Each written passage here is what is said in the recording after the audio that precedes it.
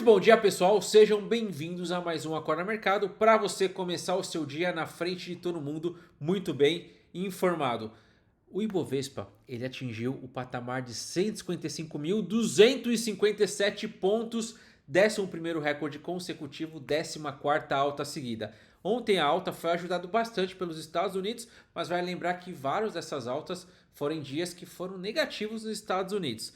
Ontem, o Ibovespa subiu 0,77%. No ano, 28,85%, muito forte. Como eu disse, foi ajudado bastante pelos Estados Unidos ontem, com o S&P 500 subindo 1,54% e o Nasdaq subindo 2,27%. Isso porque tem uma luz no fim do túnel para esse shutdown acabar, porque já está 40 dias parado, em torno de 40 dias. E o Senado ele aprovou uma medida para cobrir ali até janeiro de 2026. E a surpresa foi que alguns democratas votaram junto, lembrando que o governo é republicano e tem ali afetado bastante os republicanos essa parada.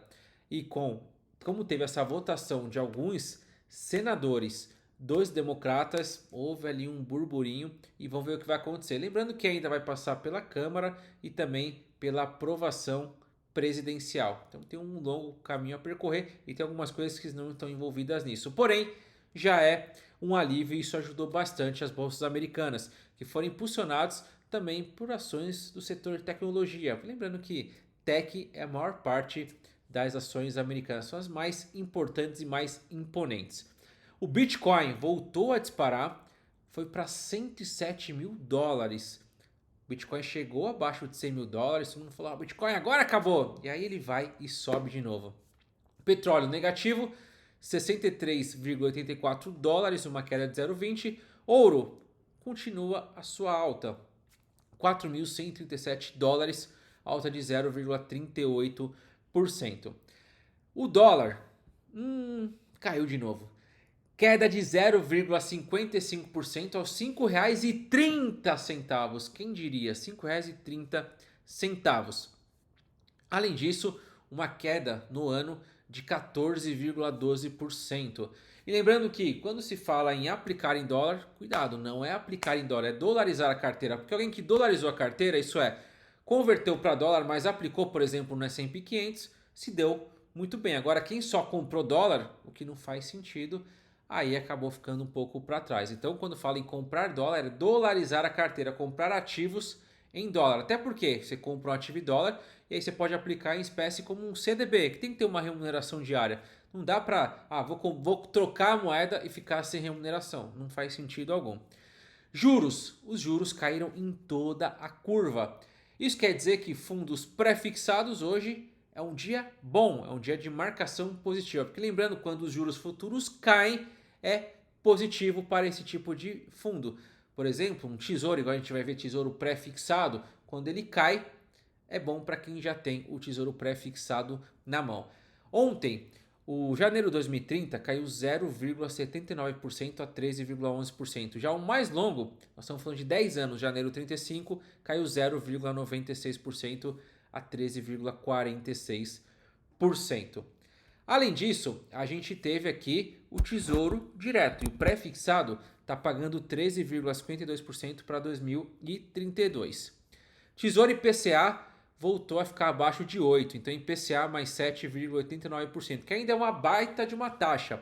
Eu já falava, IPCA mais 8% para 4 anos, 3 anos e meio é um negócio muito doido, é muita rentabilidade e uma dívida muito grande para o governo. IPCA para 10 anos está pagando IPCA mais 7,45% lá para 2035.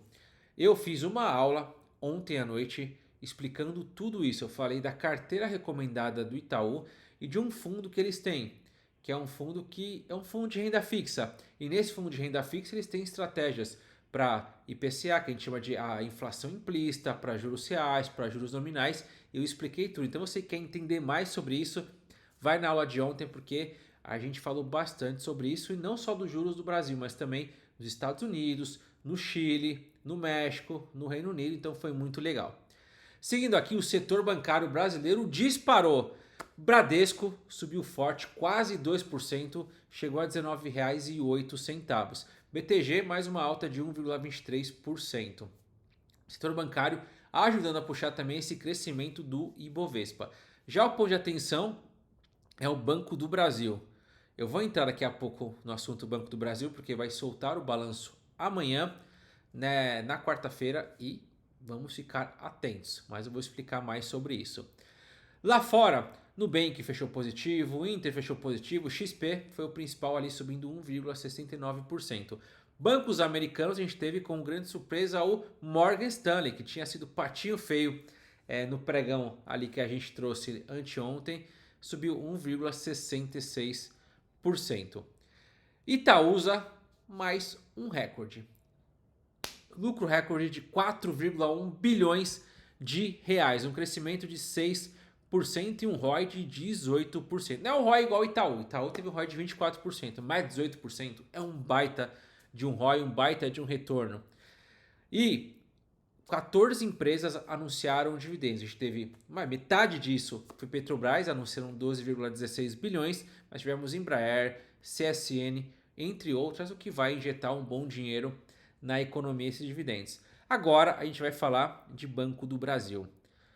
Os analistas estão prevendo um ROI de 8,4%. Então vamos acompanhar, mas se fala de um lucro de 3,8 bilhões, uma queda de trimestre a trimestre de 49% em relação ao trimestre anterior e 65% frente ao do ano anterior. Vamos acompanhar. Porque lembrando, como eu coloquei aqui, o Itaú ele entregou um ROI de 24%. Imagina o Banco do Brasil entregando 8,4% e 30% abaixo das estimativas. Lembrando que o ROI histórico do Banco do Brasil, ele estava até brigando com o Itaú lá, chegando até 20% de ROI, entregando um baita lucro. Tá estranho essa situação. Vamos ver na quarta-feira. Boletim Focus, então toda segunda-feira, ontem não seria diferente, saiu o relatório e expectativa de inflação 4,55%, ainda acima do teto. Selic no fim do ano 15%, todo mundo acredita que não terá nenhum corte este ano, apesar da gente viu que o Bank of America falou que pode acontecer algum corte de 0,25 esse ano, não é provável. O PIB 2,5% neste ano, mas para o ano que vem a gente está falando de uma queda em relação aos 2,5%, então fechando 1,5% positivo. E o dólar, falam de mais queda ainda, chegando a R$ 5,20. Então vamos ver o que vai acontecer aqui também, mas você vai saber, é só acompanhar aqui o nosso Acorda Mercado. Então fazendo um resumão do que aconteceu, o Ibovespa, 11º recorde consecutivo, 14ª alta seguida, batendo 155 mil pontos. A gente viu lá fora, nos Estados Unidos, uma recuperação de S&P 500 e Nasdaq, principalmente a Nasdaq subindo 2,27%. Vamos acompanhar esse possível fim do shutdown. Juros futuros caindo em toda a curva, o que é importante para marcação a mercado positiva. Inclusive vou fazer uma aula de marcação a mercado, quem quiser assistir fica à vontade também, que às vezes não entende a fundo como funciona. Então estou trazendo aulas técnicas aqui para o YouTube. O dólar caiu 0,55, R$ 5,30, baixo, queda de 14,2% no ano, e o Bitcoin batendo 107 mil dólares. Coloque nos comentários o que você quer ver aqui no Acorda Mercado, qual é o indicador que eu não falo e você gostaria que eu falasse aqui todos os dias para você acompanhar. Coloque aqui que eu quero saber. Tamo junto, muito obrigado, até o próximo episódio, tchau, tchau!